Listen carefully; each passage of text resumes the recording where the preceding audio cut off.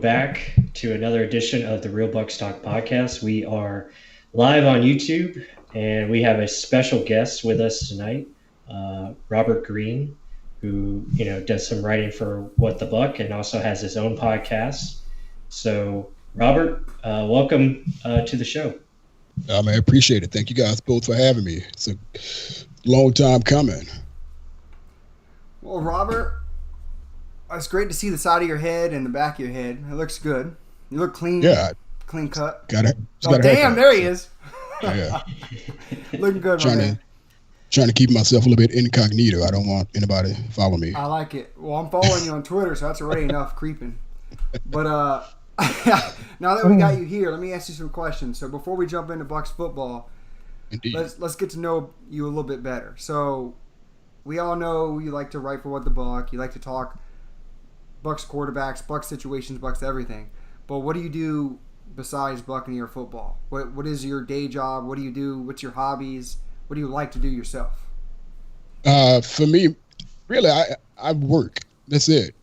When we're allowed to work, that's all I do is work. I work in TV and film production.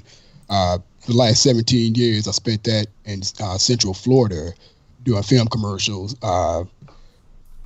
Everything pretty much, man. Whether it was live television, Ellen DeGeneres show, Universal Studios, Disney, every theme park that's in Central Florida, all the things that are down in South Florida, traveling around, doing commercials is basically what I did, as well as a couple of TV shows and stuff like that. But yeah, that was it, man. I was just a working guy, and that's all I'm used to. That's all I do. I don't know what I do. I don't know what I would do to myself outside of work other than talk about Bucs football or go to Bucs football games. That's it. It's already stressful enough, and that's the drama show you want, right? I know, right? That's why I go to work, to kind of relieve my stress of being a Bucs fan. Tough time. But real quick, so Ellen DeGeneres, do you introduce yourself? Yeah. So one funny story I had with Ellen DeGeneres show, when they used to come down to Central Florida, used to go down to Universal Studios. They would go to Universal Studios for like the spring break shows and so forth. Like I think it was like May sometime, like a week or two. They do like 5-6 shows down there.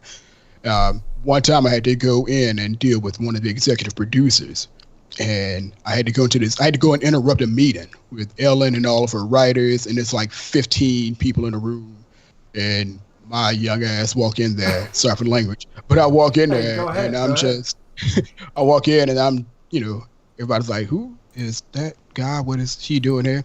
And Ellen starts saying something to me. Like she and I start joking back and forth. She said something and I forget exactly what I said, but we go back and forth like a good minute. And everybody in the room was kind of freaked out that I was, just talking to her, and just kind of never minding the fact that I was breaking up this big meeting. And it got quiet for like a good 5 seconds. And I just looked around. I'm like, okay, and I'm out. And I just walked out. But no, she was a cool person. Like she's one of the very few really cool people, like just in general. But there's a lot of cool people I've met and worked with. She was one of the coolest chicks, though. Down to earth kind of person. Yeah, like genuinely funny, like unwritten stuff. Just a pleasant person to talk to. And that's what you kind of like to see when it comes to the celeb types and all that stuff, because a lot of people are kind of standoffish. A lot of people just about their business, and they don't really want to do anything as far as like personalize and socialize with a lot of people, because they have so much on their plate, which is a very hard thing to do, by the way. Like that's what I kind of freaks me out a little bit, or kind of irks me, when you have people who, especially fans right now, well, not fans right now, but just fans in general, how you see like football players and so forth, you see them out in public and people are calling them by their first names, like they know them for real, like they went to high school with them and they would recognize you from anything. It kills me. It makes me laugh. Like I just die laughing at it. So I get it if people are standoffish. They have a job to do and they got to do it all the time. So it can't be a character all the time. So I get it. Mm-hmm. What do you want them to say? Oh, hey, Mr. Brooks, or hey, Mr. Sapp? Mr. No, I mean, honest to goodness, that's exactly how I introduce myself whenever that's how I introduce myself to talent. Because I'm one of the guys, I'm the second. A lot of times I'm a second assistant director, but most of the times I'm a first assistant director. The difference between the first assistant director doesn't deal with the talent as much. as the second. But as a second assistant director, when it comes to film and television, I would go and introduce myself, and I would say, "Hi, Mr. Sapp. Hi, Mr. Brooks," until they give me permission to call them something different. A lot of times they do. They was like, and I've worked with Mr. Brooks before. I've worked with Derek Brooks, and that's awesome. I'm like, "Hey, Mr. Brooks, like, how's it going? This is what we're doing. This is what we're moving on to. Such and such. Oh man, call me Derek." I'm like, "Okay." Same thing with Levante David. I worked with those.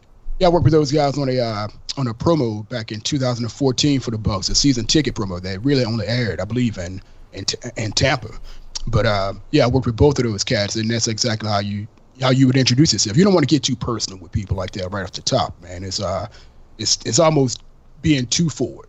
Okay. I mean, it's cool. It's cool to be, cool to be personable and all that stuff, but you don't want to be like, hey, Derek, hey, Big D, come. Man, be like, yo, man, go sit down somewhere and chill out, bro. Like, yeah. I strongly recommend don't go with Big D. No, yeah, don't. Yeah, you may like it. You never know. No, you don't want to do that. Don't want to do that. All right. Well, plus, you got any other questions? No, I mean, I'm just very impressed. Like, man, that's awesome, Robert. Like, a little jealous.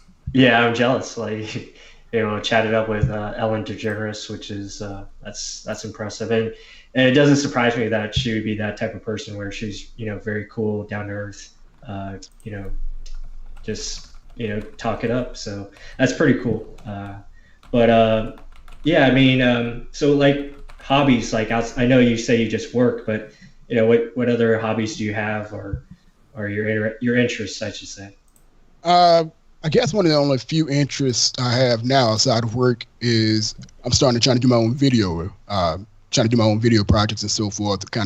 I bought myself a camera and some camera gear and some audio gear and all this stuff, and I've just been trying to do my own thing as far as getting some commercials and all this stuff under my own name and kind of making my own little wave when it comes to that kind of thing. I'm also big into photography and art. Not doing a whole lot of photography or art for myself, but I like going to other museums and watching and looking at other people either create art or looking at other people's work. I've always been a big fan of the arts. Also a big fan of, speaking of arts, big fan of movies and television and so forth like that. So I like watching people perform, live music, all that stuff. Mm-hmm.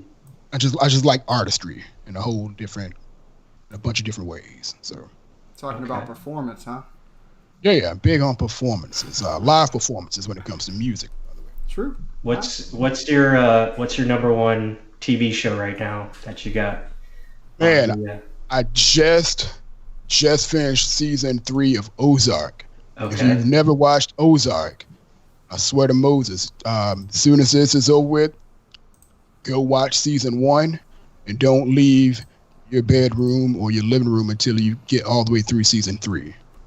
Oh yeah, I saw season 1. Season 1 was awesome, and then to me, season 2 is like a lull. It's got a little bit of a.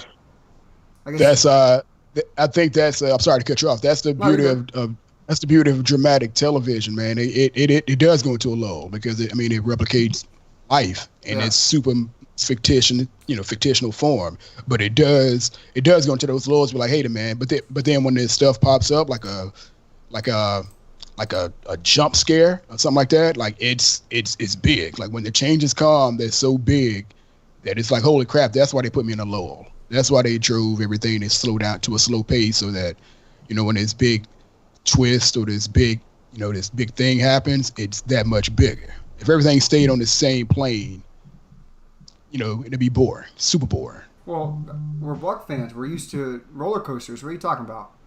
Man, let me tell you something about roller coasters. They are overrated. Overrated? Yeah. Overrated. I only like one. You know what? I only like 1 or 2 roller coasters in my life, man. Rockin' Roller Coaster out at Disney. You guys ever been on that one? I haven't been. I think I have. Yeah. Okay. Yeah, the Aerosmith one. Oh yeah, that's a good one. Yeah, Aerosmith, that one, and we got Mummy Returns. Mummy Returns. Oh, Mummy Returns have been on. That goes backwards, yeah. Really good. Right. The end. Oh, let me see what other one I got. I got Everest. Everest. That's the only outdoor quote unquote roller coaster I've ever done. It's the one at the other one at Disney, which is Expedition Everest. And I opened all three of those. Did commercials for them for the openings for them. The only way that they got me to ride them because I had to ride it for the commercial, and I was like, all right, I'll do it. K. I'm sorry if I mispronounce this, but K. Grantification said Kumba. Is Kumba still open? I haven't been to Busch Gardens in forever. I haven't been a bit. I've shot a couple times at Busch Gardens, but I swear to you, I don't remember what's up there. Yeah, I mean, damn, I need to go. But then again, no one can go anywhere now, so. You can't. Yeah, you better draw a picture and just kind of wave it around your face. That's all you can get as far as a roller coaster, man. Sad but true. Go watch week 6, I believe, in London from last week. That's the roller coaster I was talking about. That's why I said, as Buck fans, we like roller coasters. You don't like any Busch Gardens, Kumba, Montu? I like Montu a lot. I like the Hulk, though, in Islands of Adventure. Oh, man. Maybe it's just a name. Hell, I liked Space Mountain back in the day. That's an old-ass roller coaster. That's not even a roller coaster. It's like a ride. Hey, Space Mountain's a good time, man. That's one. Again, I'm such a fan. I only do the ones that are indoors. Like I really don't like the outdoor roller coasters. I'm too chicken for them, man. I'm not a big fan. But yeah. All right. Well, with that, let's jump into Bucs football. So we brought you here to talk Bucs football. You don't sugarcoat nothing. You keep everything straightforward. You see it how you see it. You like to speak your truth, how you see it, and for better or worse. Yeah, I mean, but that's it. That's what we all want to hear. Good opinions, but educated opinions, not just making up crap because you heard someone at work tell you something. It's something that you looked up yourself. Passionate fan. We'll talk about.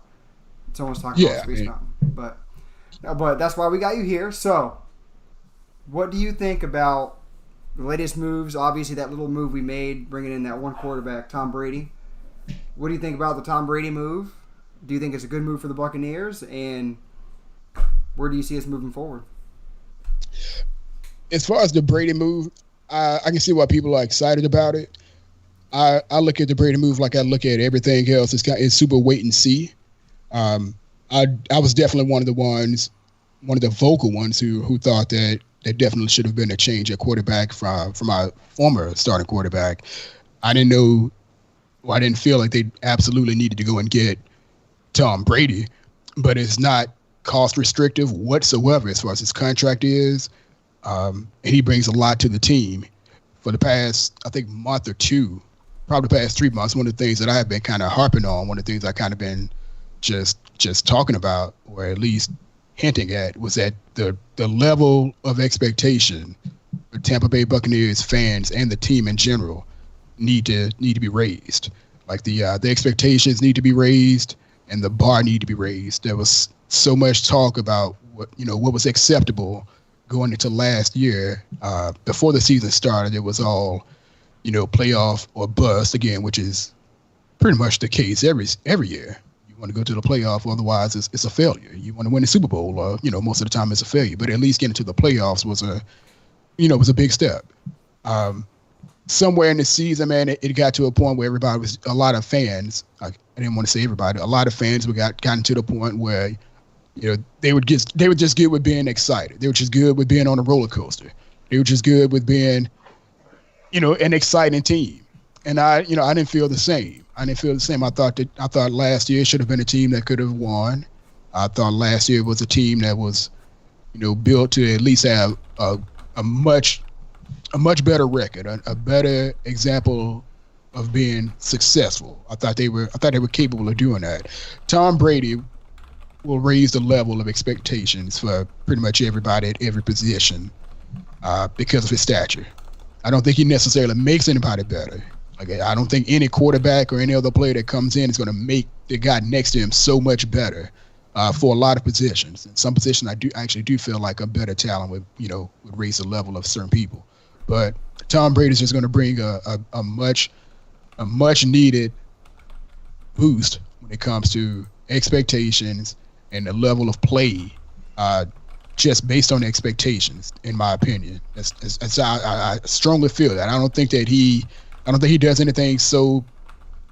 I don't think he does anything from a physical standpoint that's going to be so much better. But his knowledge, I believe, is going to help a lot of people. And I'm still waiting to see on it. I'm hoping hoping for the best. I'm hoping that we get out of this current state that we're in this world. We can actually look forward to actually see a game and see him in a Bucs jersey.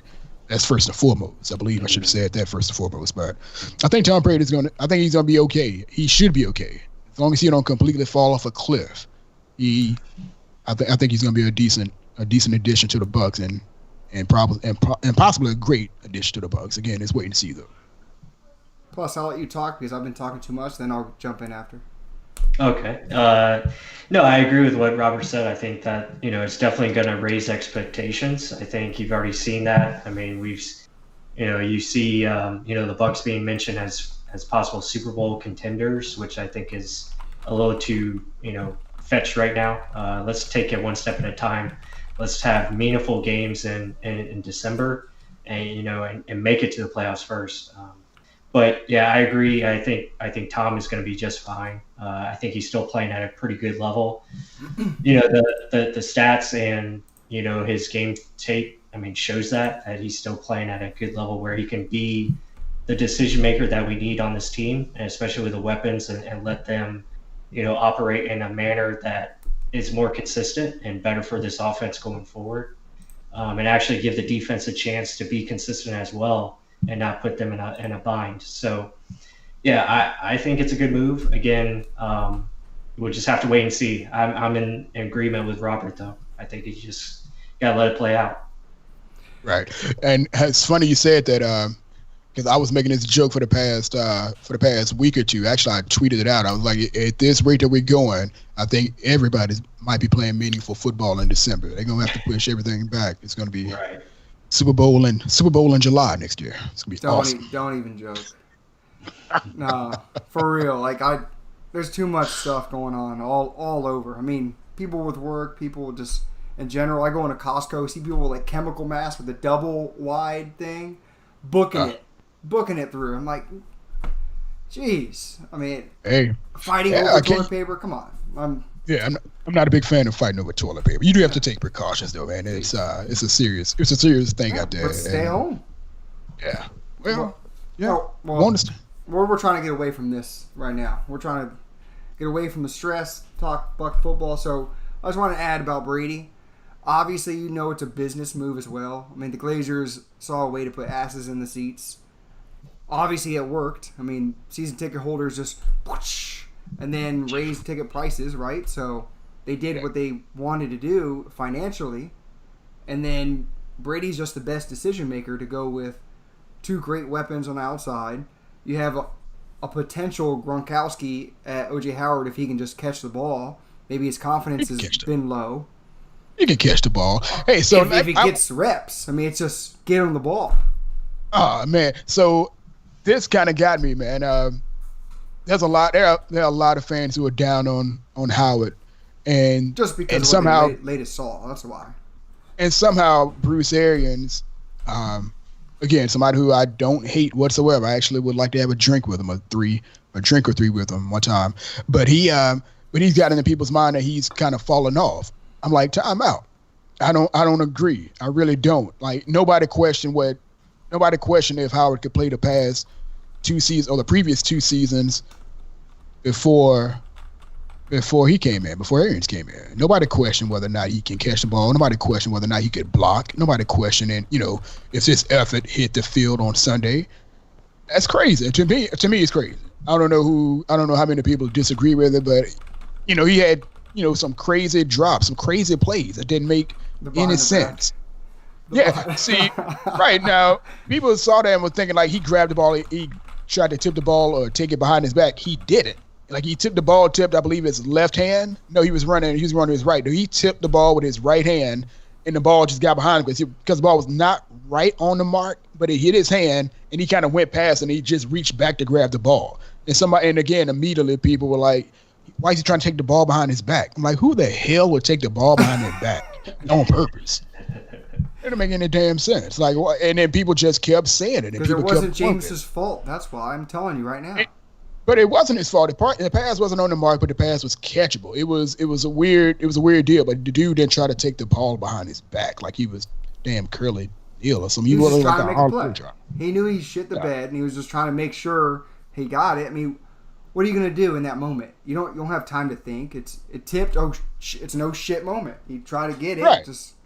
It just came out on the wrong end. I mean, at times that happens. I mean, so he had that play, and then he had another pass that got tipped up and became an interception. Now again, if you watch that play, I could pull it up, but I don't want to mess you guys' stream up. You got some stuff going on though. I see that. I like that.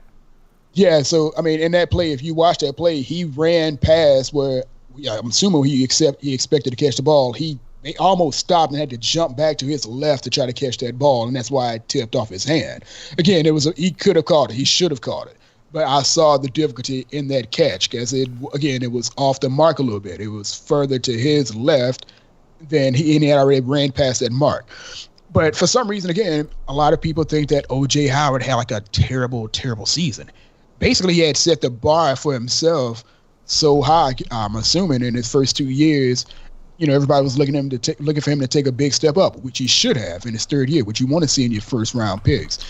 But he had a down year, and he also didn't get as many opportunities as he had in the previous couple years.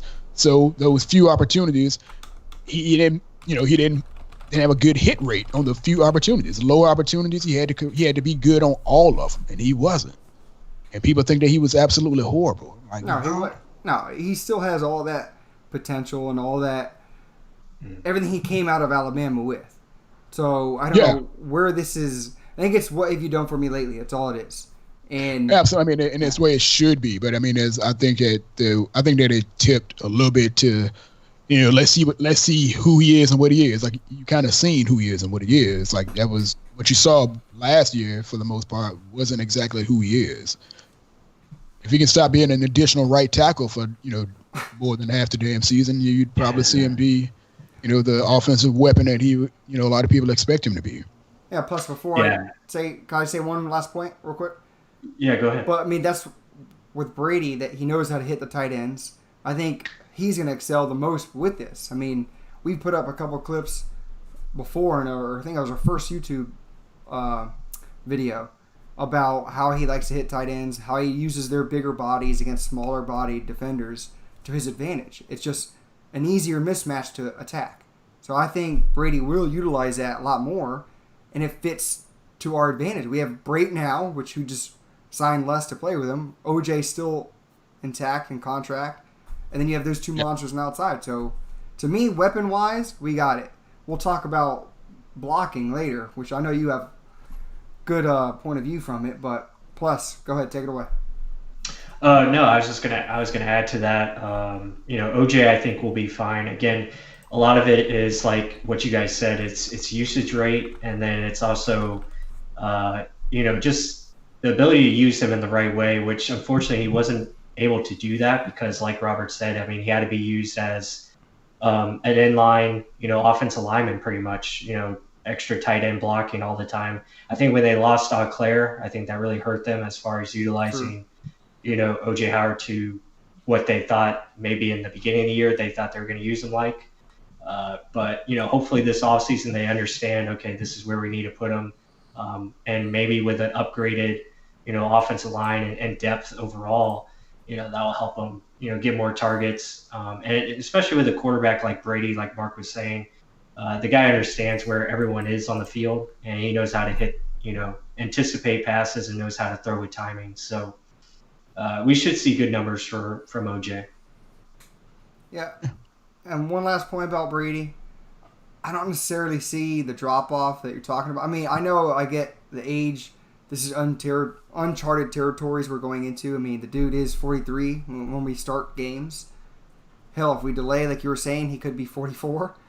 But, I mean, I just see smart decisions. Things we didn't see consistently in Tampa all of last year, all of the past 5 years. And it's just simple little things. Dragging a man over.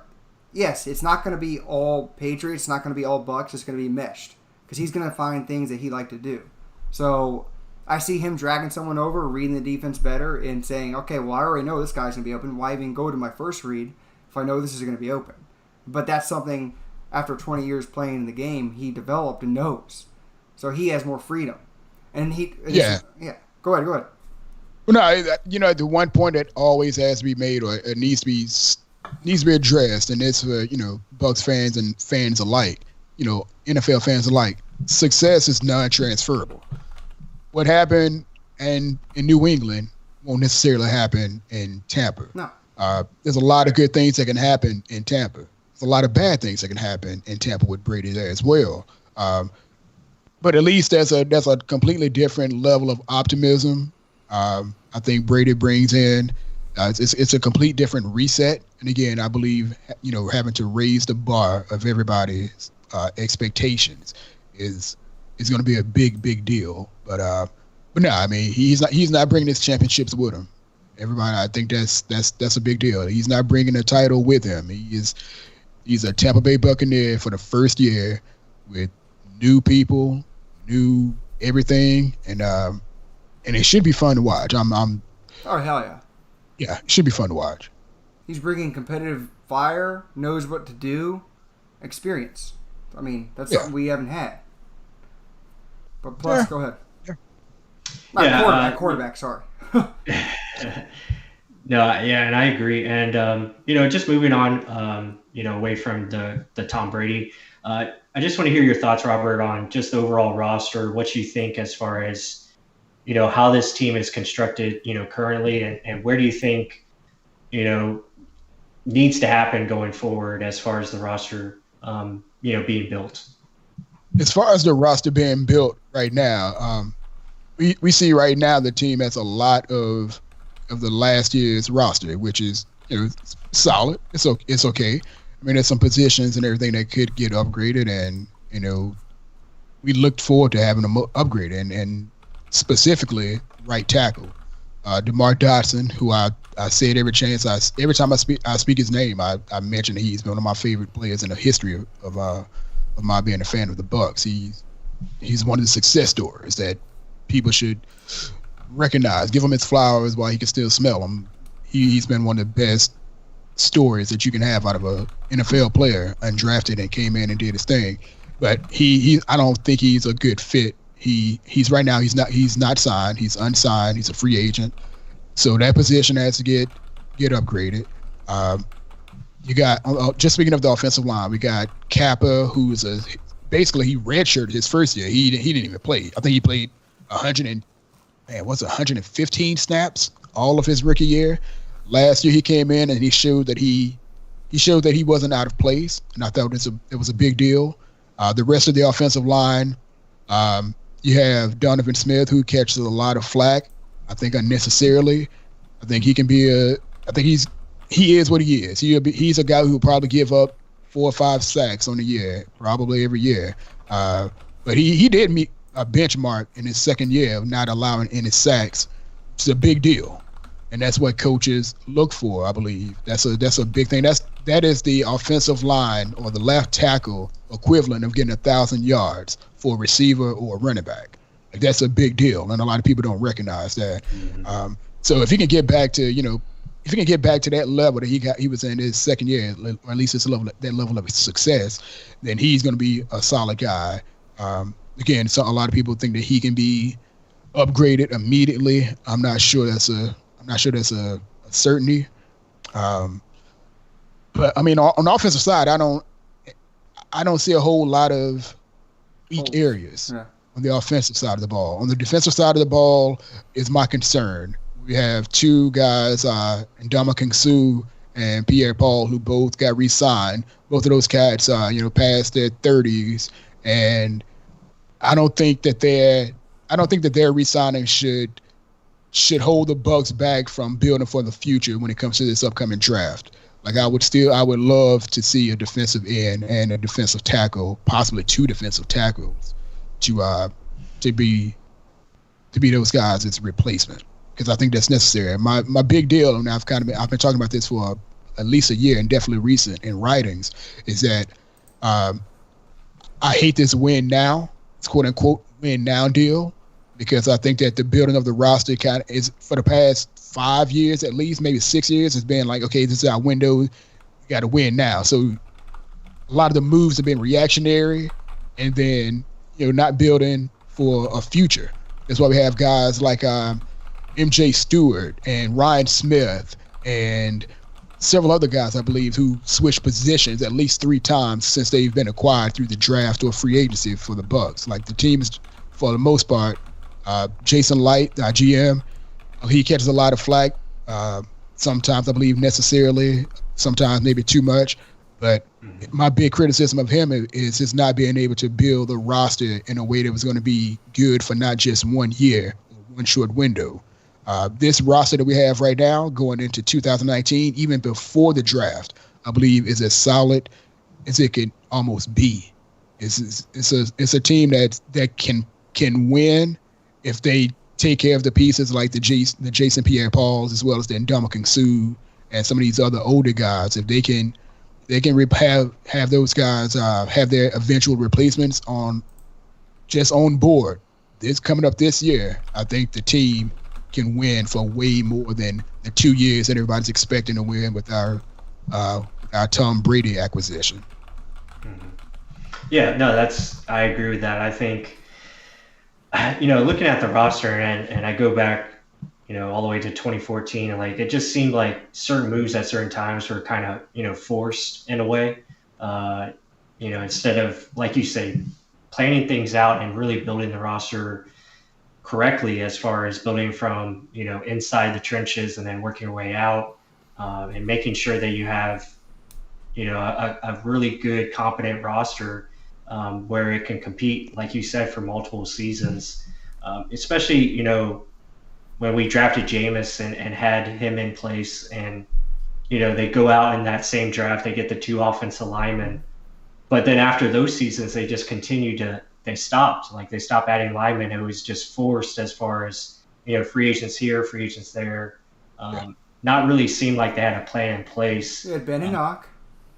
I mean, don't get started on that one. But, okay, go ahead. But, but I mean, it's just, I don't know. And I agree. I think it's been, kind of one season at a time instead of looking at it from a bigger picture and really putting a roster together. And then with the staff changes and stuff of that nature, hasn't helped. But yeah, I mean, right now, looking at the team right now, I think they have a lot of good pieces in place. Now we just got to hope they continue to fortify it and continue to add depth where it's needed. And like you said, especially on the defensive line, I think that's where you want to add, high quality, impact rookies if you can. Definitely do it. Yeah, I'm big on the just about every year. I'm big on the defensive line talent and so forth, especially for this team, because this team has had a terrible history of just being complacent at defensive line. I have to go back and look at Gerald McCoy, and I know they attempted to have a couple guys with Gerald McCoy, but they were, for one reason or another, they just weren't high-end guys. I forget exactly what big Adrian Claiborne was, but that wasn't a great draft for defensive tackles or defensive ends when he came in, I don't believe. But yeah, I just don't want to see that same thing happen where we rely on one guy and say everybody else is just good enough. Mm-hmm. Yeah, that's been an issue that it's been something I've taken issue with for at least the last 4 years. And I have to go back again. I said, the right tackle position. When I started seeing DeMar Dodson, when it felt like he was a liability in the run game, and I've said it for a long time, and it kind of just went by the wayside for a lot of people. They just thought, PFF and such graded him out to be this good guy and so forth. I'm like, hey, watch this run game. And he was one of those guys who didn't really get any push in the run game. And I was like, well, we need to get a guy in there who can do, who, even if nothing else, specialize in running, like a run tackle that can run block, not just hold a position, but actually move someone back, make a hole, do something. And it's been one of those kind of deals when it comes to that position. Again, he was so well received, so well loved, and rightfully so.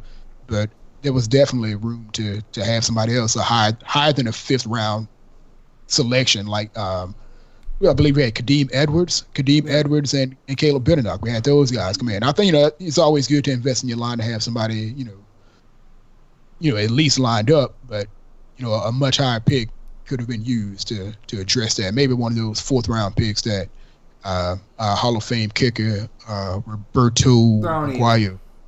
Use for that. Yeah. Or we could have used that for a defensive end or something like that. I don't, just a suggestion. A point about like McCoy, we drafted McCoy, and then second round we drafted Brian Price. I liked Brian Price a lot, and then he had 2 hip surgeries. Like no one could have predicted that. I mean, I loved him coming out of UCLA, and I thought his rookie season he played very well. And then who could have counted for that? Same thing like with Aaron Sears back in the day. That dude, he got in depression and then was out of the NFL. So I mean, things like that you can't blame on the GM for things going wrong. I mean, yes, Aguayo, that's totally on Jason Light. There's no ifs, ands, or buts about it. But he saw something in it. He was hoping to solve a problem. It didn't work. Yeah, he does need to address the defensive line for years to come, not just for the now, like you're talking about. And I agree with it. And it's... Oh, go ahead. So real quick. Yeah, so one note on that. So Brian Price was Mark Dominic. That was Mark Dominic that brought him in. So when Light came in, Light had a couple years to bring someone else in. Of course, he did get defensive end Noah Spence. Was one of my very favorite draft picks. I thought I had the highest expectations. Well, I was at least super excited for him. I can't say I had expectations for him, but I was definitely excited for him. But again, you look at what Light did when it comes to the free agents. He brought in these guys who were non-starters from other organizations who had won in other organizations. A couple of guys were my favorite. A couple of guys are actually good, really good players. What's my guy from Seattle? Clinton. Clinton McDonald. Clinton McDonald was a favorite of mine. Oh, and that was the kind of that was the kind of leadership I loved hearing from a veteran player or any player. He was one of those guys. I love that voice. He was just a super cool cat, and I loved the way he played. But then you had him, and then you had Chris Baker, and then you had Bo Allen. Again, Bo Allen was serviceable, and then you had Vinny Curry. Those guys were rotational guys. They weren't anywhere near the level of a Gerald McCoy. They could, and a lot of people are not. I get it, but I just thought that there could have been a better investment to get players that can be impact players. Yeah. Not asking veterans to kind of step up and be something that they are not, starter level players. I just thought that there could be a better allocation of resources when it comes to the defensive line to kind of make up for a lot of other things that was missing. And that was just my opinion, though. It kind of plays into your point of, okay, we got Jameis and we got those 2 tackles you were talking about. We already had Mike Evans. Then all of a sudden we drafted Chris Godwin. We have O.J. Howard. We signed Deshaun Jackson. We just got all these weapons and weapons and weapons. But then there was always an excuse of, we need a better running game. Even though Doug Martin had a great running game one time. Then we don't block well enough. Or we don't kick well enough. Well, when does it become, what about the defense? We don't have anything to stop anyone. And it's not just because our offense isn't doing enough for the quarterback. It's just there's nothing back there for him to shine, like Joe McCoy or whoever said player is. It's just, like you're saying, playing for the future. Don't just go all in one place, all your eggs in one basket, because you're going to shit the bed and the rest. Right now, though, the team is balanced when it comes to talent. It's as balanced as I could want it. To be honest with you, it's as balanced as I can want it. There's a lot of talent, young talent, that for at least the next 5, 6, 7 years between Chris Godwin and Mike Evans, who's only 26.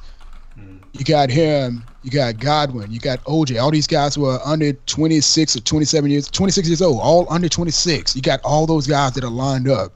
The only issue is, of course, we have the salary cap and so forth, and having to retain some of these guys.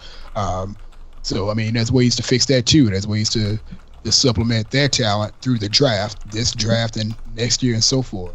On the defensive side, we have a lot of fans who clamor for a veteran presence in the secondary. Well, who is that veteran presence going to take over for? Carlton Davis, the guy who got thrown in the fire so early and got burned so badly, and then came out being like a super good cornerback, or at least I think he's a pretty super good. I actually think he's really, really good at cornerback. You have him. Is he a veteran presence going to come in and take over him, or take over Jamel Dean, the rookie, who again got thrown into the fire, and he came out and met the challenges and became a super top, a top end cornerback for a rookie. That person going to take over for Sean Murphy Bunting, a guy who came in again, thrown into the fire, and has grown into his position.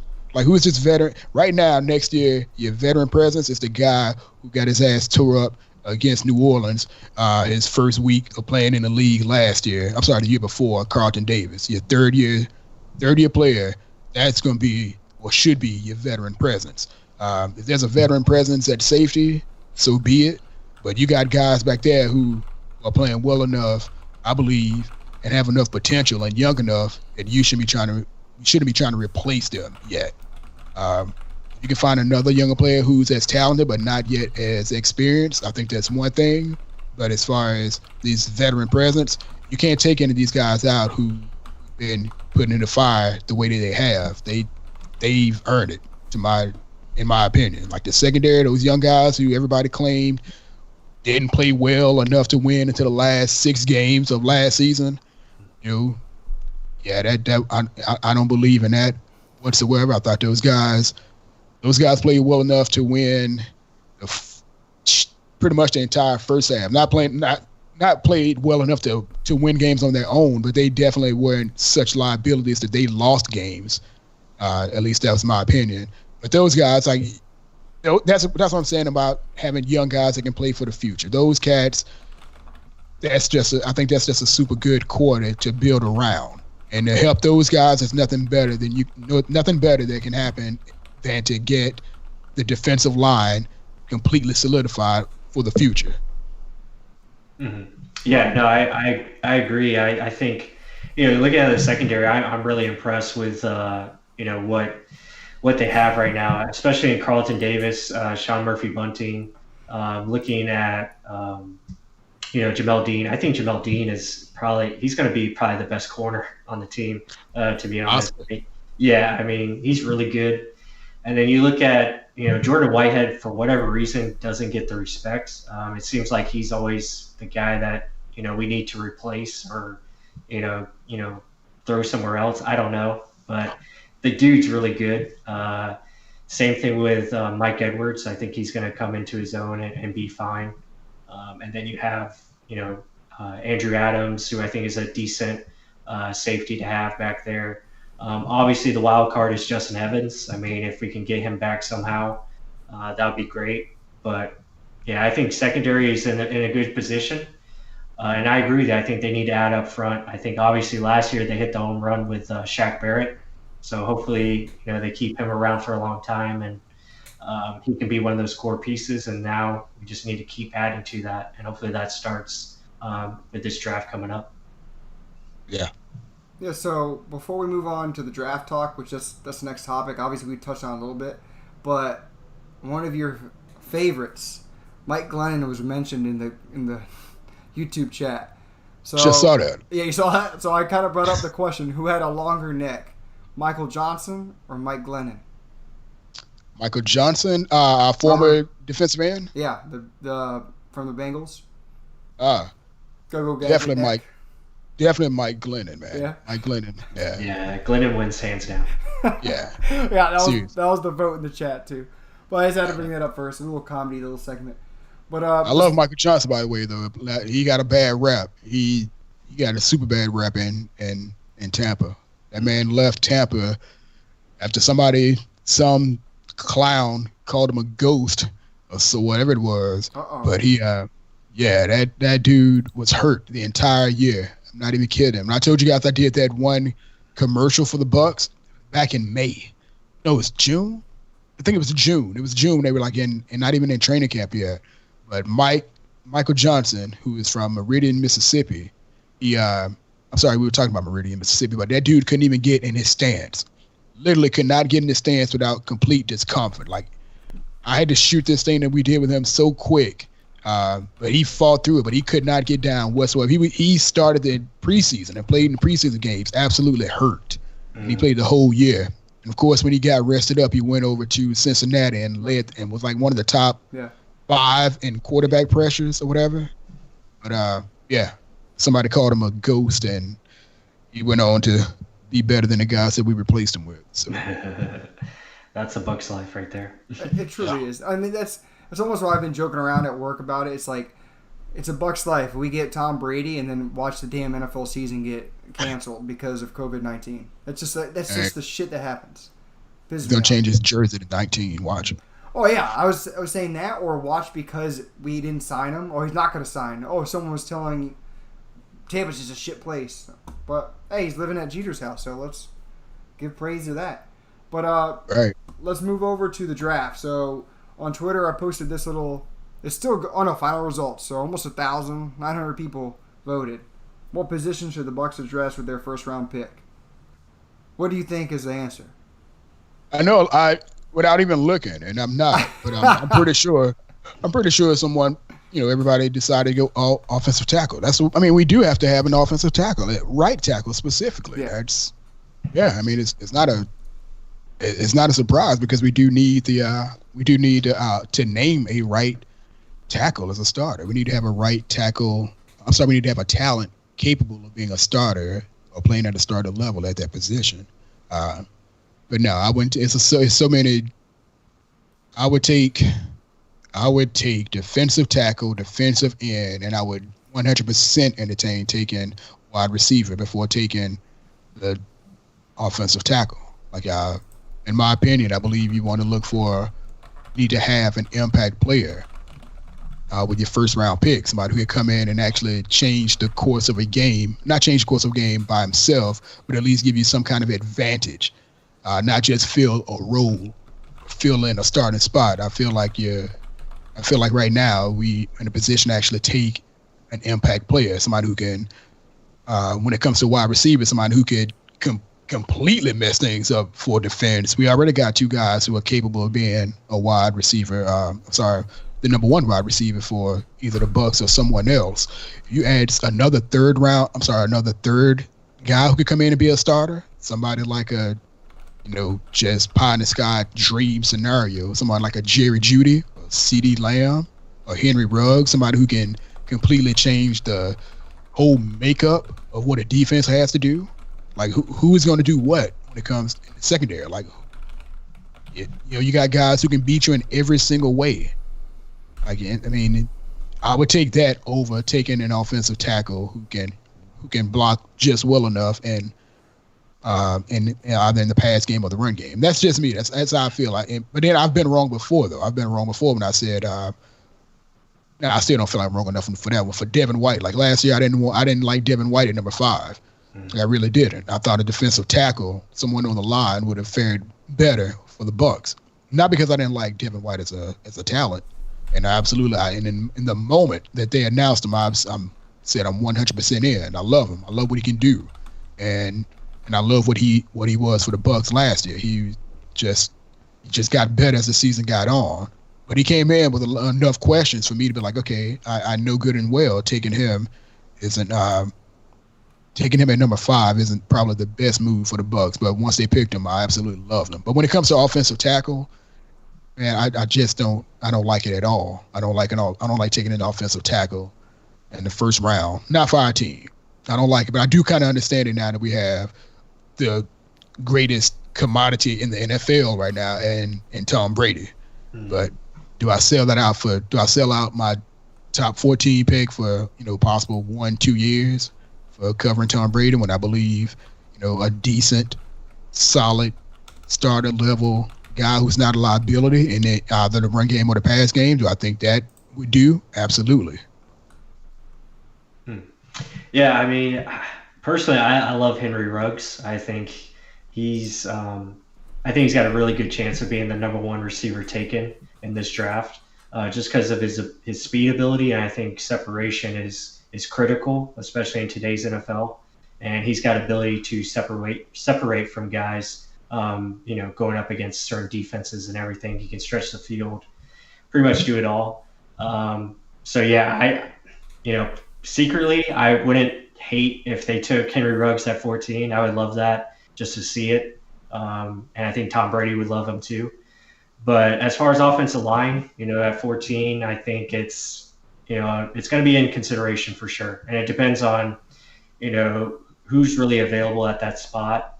If it's, a Jedrick Wills or Andrew Thomas, I think they're going to consider it because those guys, they have an ability to play left or right. Mekhi Becton and Tristan Wirfs, I think, are super athletic, gifted players, but they're a little bit raw as far as their technique goes and maybe not as ready as a Jedrick Wills or Andrew Thomas. But yeah, I mean, I'm with you as far as impact players. I think defensive line, I think Caleb Chason, I think would be fun. I think that guy makes a lot of sense, and I think he'd be available. The two defensive tackles, Kinlaw and Derek Brown, I think have a chance to be there, but I'm not counting on it because you have San Francisco right in front of us, and that could be a logical spot for both. And then you have, teams like Carolina, Arizona, Jacksonville. All those teams could take those type of guys. So, but bottom line is, I could see it either way. I think if you get a right tackle, it needs to be a guy that can play left tackle eventually, because most likely if you're getting a guy that high, he's going to eventually replace Donovan Smith due to contract reasons and salary cap, and you move on from him. But that's just my way of thinking. But I'm good with either way. Well, let me ask you, I was about to ask you a question about, I guess, a couple of the other guys who are offensive linemen. I mean, do you believe in this, the big four? I've been seeing a lot of people talk about the big four when it comes to offensive linemen, especially the tackles. I'm like, I don't know about those guys, which would be Wills, Wirfs, Becton, and Thomas. Right. So those guys, like, I don't. Again, I don't know if I can be sold on taking one of the offensive tackles like that, but guys like Josh Jones, guys like Nukas Nyang, who has I think he's had like a couple knee injuries and so forth. Mm-hmm. Isaiah Wilson from Georgia, right? Those kind of guards. Like I would be more than happy with taking one of those guys. So I believe can be a starter level right tackle, right off the bat. Because I think the big issue is, and again, could be all of NFL fandom and fandom in general, but we see that we need a need at a position. This isn't the first time, but we see we have a need at a position, and then we start thinking about the very first one we can get, instead of thinking, we just need one who is good enough, or one who, and I spoke about being complacent earlier and how much I didn't like being complacent, but we're talking about overreaching. Or at least I'm thinking overreaching for a guy who's good enough to be a starter and good enough to be solid. Like, we don't need the greatest right tackle. We didn't need the greatest offensive guard a couple years ago when Quentin Nelson was the guy, because he wasn't gonna fix your woes. Your right tackle ain't gonna help. Can only help Alex Kappa so much. Your right tackle can only help Ryan Jensen so much, and it's very little. Like, he can really only help the guy that's to his left of him, and that's it. Like, if he gets beat, or if he's got his guy, then he can't jump in and help Alex Kappa or Ryan Jensen or whoever get their guy. Right. So I'm like, that's one guy you got blocking, one guy, possibly two at some point if he chips his guy and go do some, go and find some work somewhere else. Whereas a defensive tackle, a defensive end, an outside linebacker who can rush the quarterback can basically change what the offense does. It completely gives an advantage one way or another if the talent is there to do so. So about this draft talk, first round pick and everything, again, everything applies to who the hell is available. We don't even know. We're saying it could be Kinlaw, it could be Derek Brown, it could be one of the top 4 offensive tackles, Henry Ruggs. We're throwing around a lot of names, but I'm going to look at it from the defensive scheme we're running. That's another reason why even we didn't really like Devin White at number 5. Our biggest take was positional value, and then that's pretty much it. Top 5 pick, number 5 overall for a middle linebacker, that was a little too rich for me. But then you see him in this system, the way this defense is run, and he looks like an all-star. Once he starts clicking, he starts understanding where he needs to be. Like after that London game, he was pissed off. he played like a bat out of hell the rest of the season, and I loved He that. got stiff armed and Right? embarrassed the hell out of. That's why. And he got a fire lit in his ass, and he turned it all around, and he played like the hardest. Like, I must say this, like Tim Tebow after he lost. Well, I'll shut up about Florida Gators. But, I mean, other than that, I mean, he justified being that 5th overall pick. So to me, I'm looking at the way we play the game. Offensive tackle, to me, you got Tom Brady, a guy that knows how to get rid of the ball fast. If it's a fast get rid of, it's more look at your guards and center. That's where you have to get rid of it fast. You can hold it longer if you have offensive tackles or farther away from the ball. So, really, if he's going to get rid of it fast, you don't really need an offensive tackle. Especially if you have the best decision maker in the game. To me, looking at our defense, it's a run. The defensive tackles stop the run first. They clog holes. They take up space and open up gaps for who? Middle linebackers. Levante David, Devin White behind me. So, yes, Javon Kinlaw, Derek Brown fit perfect in this defense. We're going to go over Kinlaw later in the week, but that dude would be a perfect pick. I mean, he knows how to already do it. He already did it in South Carolina. He would occupy 2 people, shed both, and then go after a guy. So I think he's a plug-and-play guy, a guy instant contributor, instant could be starter over Sue if Sue does take that deep dive, like how everyone says Tom Brady could take that deep dive. Even though I'm a big Sue fan, I think he fits this defense right. But like you say, looking towards the future, what else do we have? I mean, everyone's looking at Brady. What if it is Sue? So there's so many directions we can go. I think we're at a good spot at 14. Wait and see who falls. If it is Henry Ruggs, okay, well, now we have a scapegoat if Chris Godwin does want an astronomical amount of money, or I truly want him to stay, but I mean, there's a lot of situations that can go on. It's how do the cards fall, right? I mean, There's a lot of guys I like. I can name a bunch of guys. We just named a bunch. And even Chason, like you mentioned. So it's more, to me, I don't want to get hyped up about every pick that there is. It's more justifying a certain player to fit in this scheme. That's me. That's my take. No, and I do agree with it. It's about who's available and so forth. But even with those available, there's so many guys, and I think you and I spoke about this a little bit through messaging, one way or another. But there's so many other positions I would take like their top 5 than taking one of the top 4 or 5 of offensive tackles. Like I would take one of the top 5 defensive tackles. I'll take either one of the top 3 defensive tackles, one of the top 4 defensive ends, or one of the top 5 wide receivers. They all would be more of an impact player to me than just about any offensive tackle that's in this draft. Top 5 or not. Like the position itself just doesn't carry the weight. You don't want to put some scrub at right tackle with any quarterback, Bob, there. You don't want to put a liability there whatsoever. So you get a guy who's good. But again, it does depend on how the draft, how it unfolds and who does what, and who gets that Skype call in first or that Zoom call in first. Send that email in and say, hey, this is what we want. Hope we don't get intercepted. Yeah, no, and those are great points. I mean, my concern is if you don't take an offensive tackle at 14, what are you exactly going to be getting later in the draft, because there is going to be a run on offensive tackles because it's in demand. I mean, it's a position that is, kind of struggling overall throughout the league. And it's, teams need to upgrade that position. And there could be, we did a mock draft the other day and we had 7 offensive tackles going in the first round. So it's like, yeah, I know. It's, but yeah, that's how we had it playing out. And, you could honestly see that happening, in this year's draft. And it's like, okay, you're at 45 now. Who are you going to get as far as, talent that it is that offense tackle? Is it going to be better than saying, okay, let's take this guy at 14. Don't have to worry about it. It's all said and done. So. I'm just trying to put the picture in as far as, where these guys are coming from as far as winning offensive tackle at the first round selection. No, I get why a lot of people want him. But I also understand that a lot of people want to fill the spot because it's the first thing that they can do. They want to take the first guy available.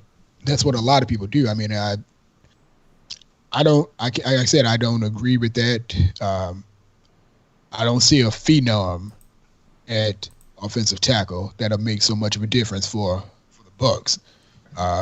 But then again, we do have. I don't want to double talk myself here because I said not long ago that getting an offensive tackle or getting a right guard, someone like Quentin Nelson, when you have a commodity back there that's worth that kind of investment, and you got to take care of that, then you absolutely have to do what you have to do. And like I said, Tom Brady is probably that guy. So I 100% believe that they can go offensive tackle or offensive line, in whichever way they choose to place the pick. I just don't think that offensive tackle is going to be an impact player. It's not going to give us an advantage. And I said us, Bucs fans. I don't think it's going to give us an advantage the way a defensive tackle, defensive end, or even a wide receiver, and God forbid a running back. But I don't think that an offensive tackle is going to give you. It's going to give you an offensive edge. It'll give you stability, but it's not going to give you an edge. And that's kind of the question as to how the Bucs or Jason Light wants to build a team. I think you were reading the chat about that running back spot, but there's actually a really good question I wanted to ask you because we were actually talking about this prior.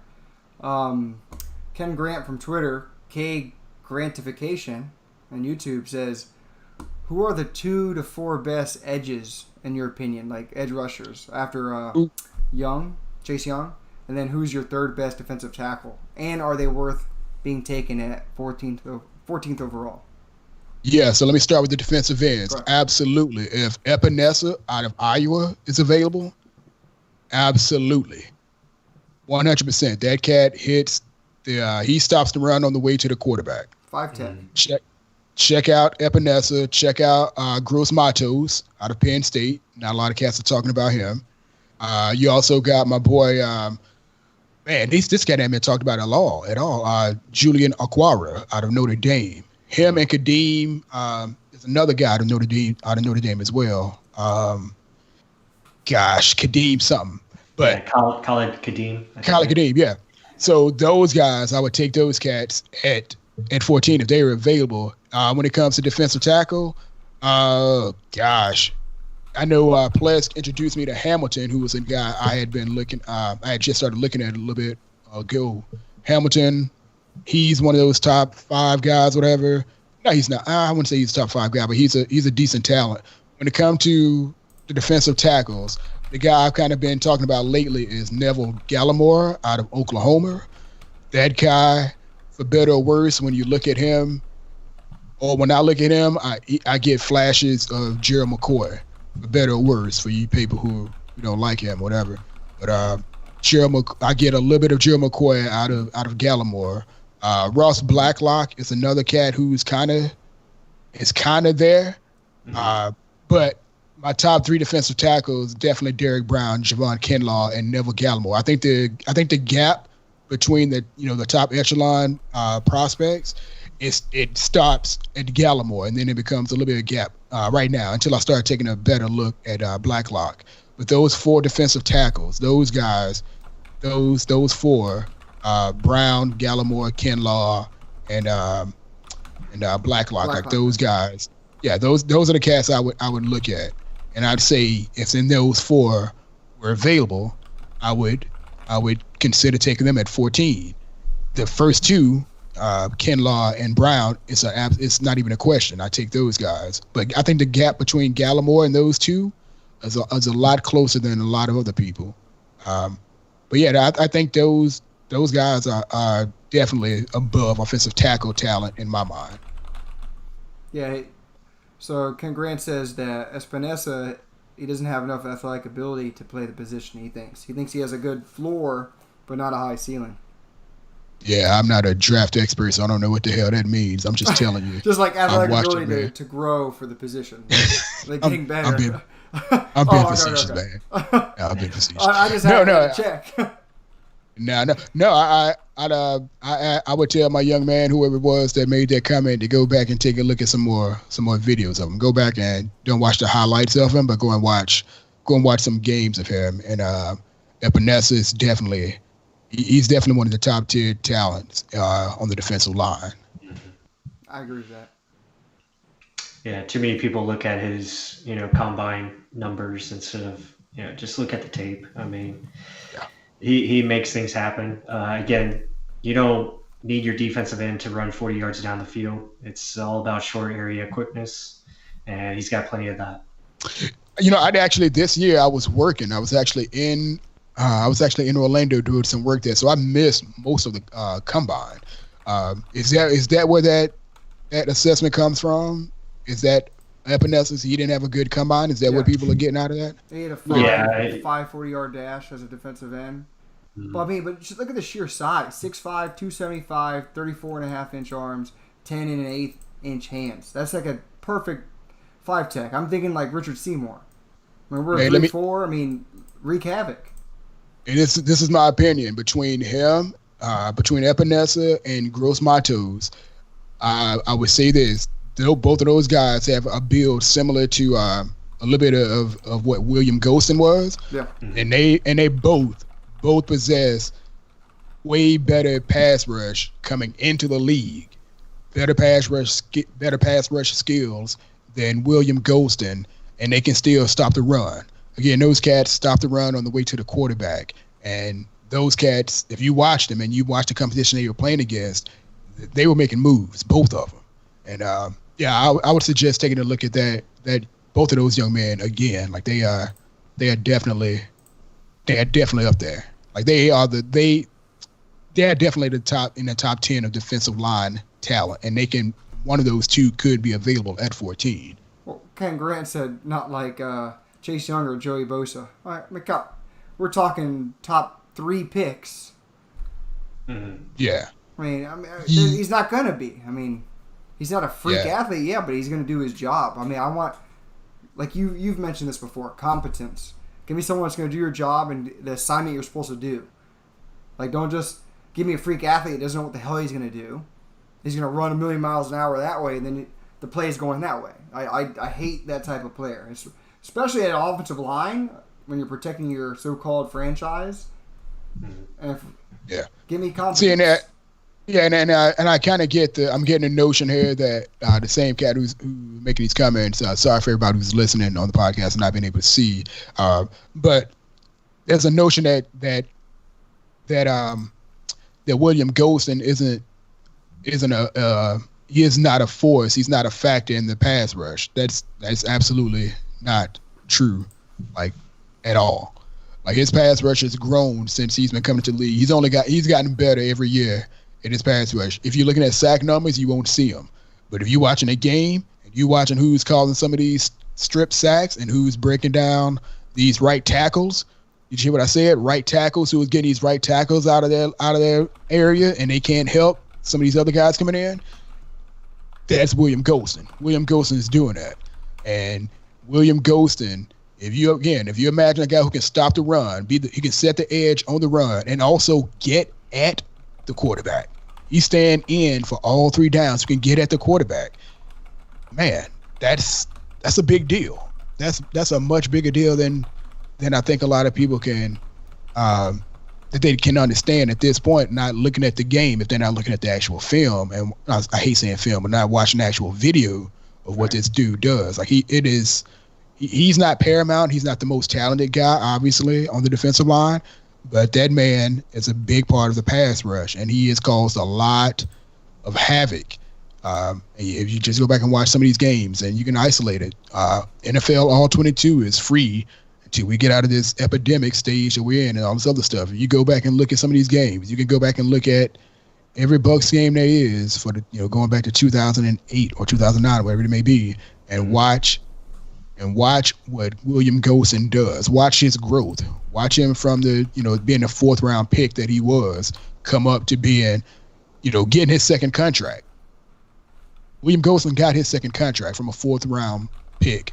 He's with the Bucs still, and he's still making plays, and he's causing some he's causing some other players to make plays. So got to watch that. Yeah, I mean, Golson's he's a people mover. I mean, he knows how to get people pushed back or make. He knows how to make things happen for other people. I think he's one of the bigger reasons why Shaq Barrett had one of his best years, or his best year in his career. He definitely helped a lot of things happen on a defensive front. So, yeah, I think he's improved tremendously, and I think he's just getting started, to be honest. I think that, hopefully he'll get some more. I think he deserves more playing time, and I think hopefully he'll get that this season.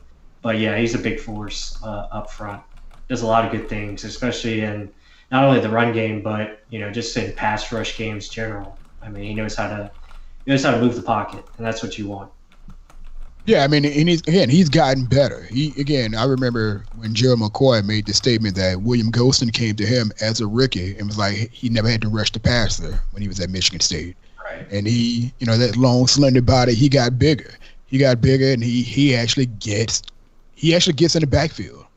Like he's not just holding the edge. He gets in the backfield and he makes some plays. And there's only so much you can say until you show someone some film, but you're not going to find highlight reels of William Golston. All you're going to find are people who can actually appreciate and watch games well enough to point out exactly what it is that other people are missing. But no, he's a good player. He's a solid guy. But those other guys that I mentioned are definitely, they're definitely. If you start with him where he is right now, that's where they are, as a run defender as well as someone who can rush the passer. Like they starting where William Golston is now. 6 years and did his 6 years now? How long have you been in the league? This is going to be number 6, right? Seventh year. Wow. Because he's been in the league since 2013. So that's those guys, in my opinion, are starting where he is right now in his pass rush, and they have his ability to stop the run, at least at the collegiate level. Mm-hmm. I think those guys can be good. That's Gross Matos and Epinesa. Yeah, agreed. All right, so we're getting long into this, but there's a question about our safety position. What do you look at the safety room? So, I mean, obviously Justin Evans' injury, you don't know, it's up in the air. Plus touched on Jordan Whitehead, how he's underlooked at. I mean, he just doesn't get the recognition he should, similar to Levante David. Mike Edwards coming up. I mean, people want us to draft a safety, but not letting us develop a safety. So what do you think about that room? I still feel solid about the safeties and so forth, man. Those are the young guys. I think we re-signed Adams. You had a couple years ahead. He had a couple years in, but I still like the young guys being back there. Obviously, if there can be some other younger talent that comes in and kind of be groomed under those guys, somebody who has some players who has some potential, then nobody should turn their nose up about that. But I like what we have back there as the starters, and I just have to check the depth again. But I like those guys. I like who's back there. A lot of those guys got a lot of talent. All those guys, again, they're all young. Those guys haven't even been in the league 3 years, so a lot of room to grow, a lot of room to get better. But nobody's back there has been proven to be a liability in my mind. I think there's a lot to build on with those cats. Yeah, I would agree. You still have Dakota Dixon, I think, coming back as well. I think he could be, someone that they, put in place and as part of the rotation. So I don't see it as a big need. I don't see the secondary as overall thing that you have to address in this draft. I think you can find some guys, maybe day 3 if you want to. Or maybe, undrafted free agents as well. But, yeah, I would think, defensive line, offensive line, running back, even receiver as well, address those positions and see what you can do as far as building, front to back. But I think they're in good shape as far as the secondary goes. Yeah, I just want to remind anybody who's listening, I know definitely when I say that they're in good shape, that's not saying that things can't be better. But I'm by all means telling you that right now they're not in a position where it's an immediate need for replacement. Right. Obviously, we can use depth at every every way that we can get it. Mm. But as far as the talent that's there, the talent is there. The talent is definitely there, as well as potential. And I know potential has an expiration date, but those guys, again, a lot of those guys have been put in the fire super early, and it's too late to take them out now. And I think it's just gotta let them grow. Gotta let them grow into it. Gotta let them continue to be. Because I think while nobody was completely like just out of this world impressive, I think a lot of those guys played really well for the conditions that they were playing in, because they got tested a lot. So many of those drives that they had to try to stop a score on were, already in field goal position. And they bent a lot, but they did not necessarily break. They didn't necessarily break, but they definitely took their lumps. And I think it's a good area to be in. I think they're solid. I think they're solid enough to continue with. I think they're solid. I think they can all get better. I think they all have the talent to get better. It's just going to be what they see coming up this upcoming season, especially during the practices now with the quarterback that's kind of seen a whole lot of looks with 20 plus years experience, and then again just raising the level of expectations for all of them and raising the bar for everything. So I think they're good. With that, I just have one more question. What do y'all think about the uniforms? Do you think it's going to be just classic old school stuff with just like the Super Bowl uniform, or do you think it's going to be a total overhaul? There's going to be a lot more orange and stuff like that? And that'll be the last question. As far as the uniform is concerned, I don't think there's I have no real knowledge of what the uniform's going to look like, but I'm having a little bit of doubt when it comes to the orange, which kind of is almost not depressing. It's almost disappointing though. If they take out what was named Bay Orange in the last uniform, if they take it out completely, I don't know how to feel about it. But I guess they would still have it a little bit in the helmets. But yeah, man, the uniforms they come out on Tuesday. They're coming out on Tuesday. And that's gonna be something. I hope they don't mess up the reveal like they did the last ones, though. You guys remember the last ones when they came out? You saw them in the paper. You're like, what the hell is going on here? I'll never forget where I was. I was in St. Pete doing a job with one of the guys who worked with the quarterbacks for the Bucs. I can't remember his name, but I got the image on my phone and I looked at it, and I almost threw my phone in the freaking water. I was, what is? It was so weird to see, but it was such a radical change, and they had taken it on this really weird backdrop that was all black, and it looked like toys or something like that. I'm like, well, this is fake. Get this out of my face. Or the hazard sign, like little glow in the dark numbers. But did anybody else think that was cool? I thought the numbers that reflected and nobody thought it was cool. I thought it was, oh man. I thought that was one of the worst things I saw immediately. Like they try to bring out in the dark, and they like Gerald McCoy was there with the helmet, and he's like, "Oh, let's look at the uniform," and I'm like, "Nah." To me, what if they kept the same reflector, the reflection stuff? What if they kept that and they changed the uniforms back to the old styling and the old numbers? You see, I wasn't even that mad about the numbers. People hated the analog clock little numbers.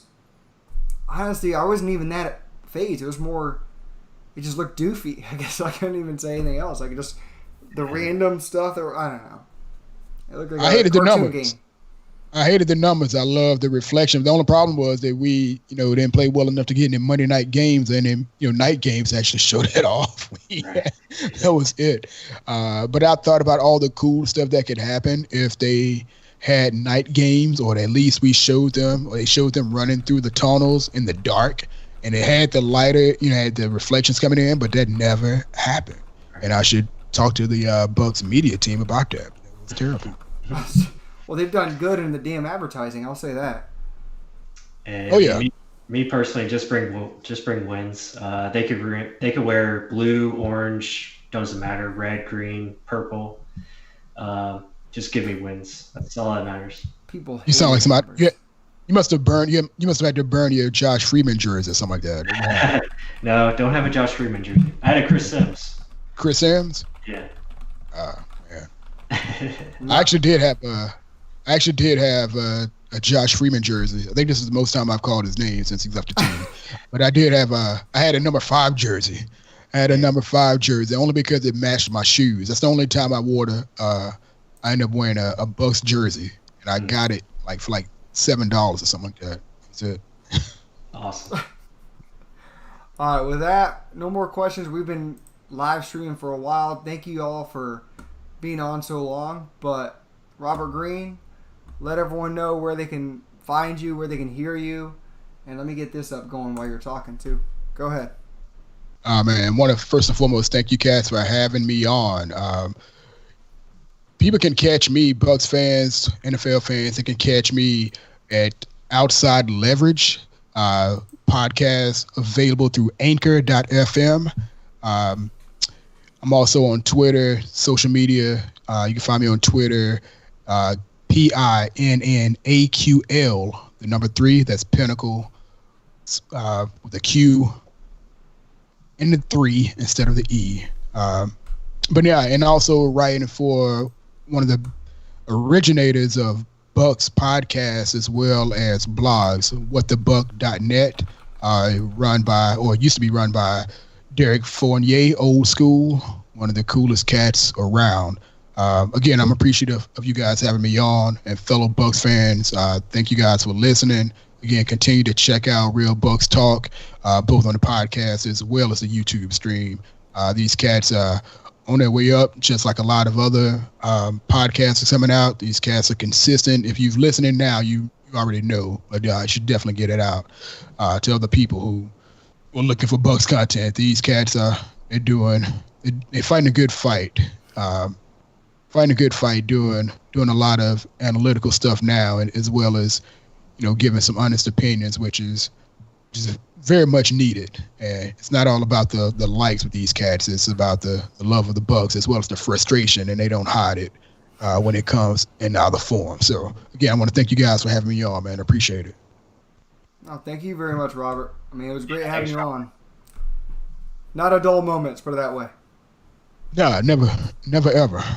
And to the young fellas, I apologize again for the people who are listening to this on the audio podcast and not the live stream. But again, man, it's all opinions. A lot of this stuff is backed up by fact. Some of the stuff that I say, and pretty much a lot of stuff that you guys say. But all of these opinions, man, it's good to have an opinion as long as the conversation can remain civil. And that's kind of the thing that I pretty much strive for. I look for a lot of different perspectives from everybody, as long as the conversation can come back to being a Bucs fan and not being anything else on an isolated area. So again, I'll thank you guys for being a part of those conversations. And any other Bucs fans that want to follow me or interact with me, whatever, I'm available. Awesome, Robert. All right, Plus, you have any last words? No, thanks again to Robert for joining us. And guys, I hope you enjoy this, and everyone have a great night. And as always, go Bucs. Go Bucs.